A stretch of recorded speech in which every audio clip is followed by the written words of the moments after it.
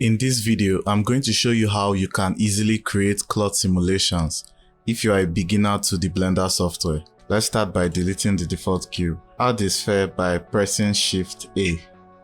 Under Mesh, select UV sphere and then add a plane. Shift A, plane, and we can scale this up. Press Tab to go into edit mode. Right click on the plane and subdivide. Increase the number of cuts depending on how powerful your system is. You shouldn't really go too high with these numbers. Then we go back to object mode. We can shade smooth for the sphere. Under your physical properties for the sphere, click collision. Select the plane. Under the physical properties, select cloth. And if you press play, it will simulate the cloth. You can increase the collision quality. You can also turn on self collision to get more realistic results. If you click on this icon, you can see different cloth presets and select any of them.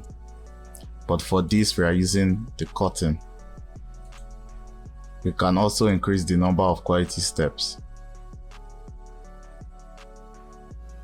The next thing we can do to make this cloth look good, right click on it, shade smooth, add modifier, subdivision surface, and increase the number of subdivisions. Then apply your cloth simulation before you apply the subdivisions. So there you have it, an easy cloth simulation in Blender.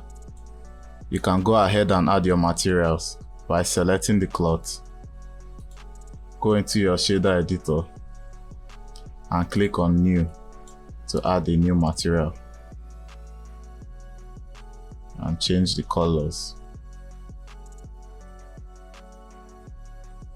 You can also add the material by going to the material properties.